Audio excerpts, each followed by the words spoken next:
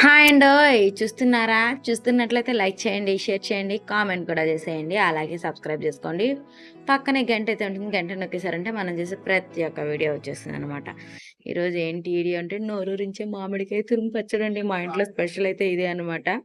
సరే మీకు కూడా ఒకసారి చూపించేద్దామని వీడియో అయితే తీశాను. ఒకసారి ఫుల్ వీడియో చూసేయండి. ఇప్పుడైతే మామిడికాయనైతే అలాది పైన తొడుము కోసేసి మామిడికాయ అయితే తురుముకునేయాలనమాట.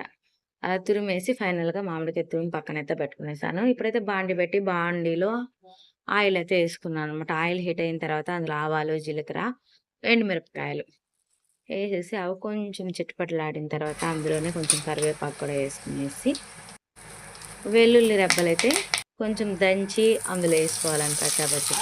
అది కూడా కొంచెం ఫ్రై అయిన తర్వాత అందులోనే మామిడి తురుము కూడా ఏసుకునేసి దాన్ని బాగా కలుపుకోవాలి.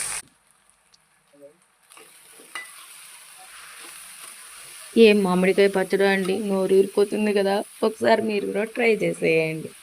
చాలా అంటే చాలా టేస్టీగా ఉంటుంది. ఇందులో వాటర్ ఏం కాబట్టి ఆయిల్‌లోనే ఫ్రై కాబట్టి 1 వీక్ అయినా కూడా బయటున్నా కూడా చాలా బావుంటుందనమాట. ఫ్రిడ్జ్‌లో కూడా పెట్టాల్సిన అవసరం లేదు. అంత బావుంటుందనమాట. ఇప్పుడైతే అందులో కూడా సాల్ట్ ఎసేసి మళ్ళీ ఒకసారైతే కలిపేద్దాం.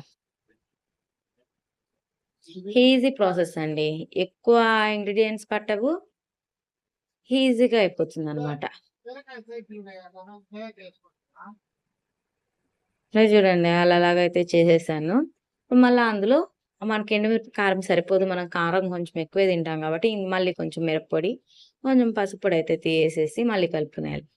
పసుపు పొడి వీడియో తీయడం అయితే మర్చిపోయాననమాట. అందులోనే కొంచెం పసుపు పొడి ఏసుకునేస్తే బావుంటుంది.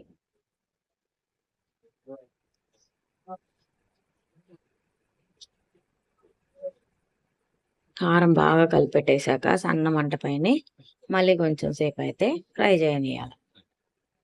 అలా బాగా ఫ్రై అయిన తర్వాత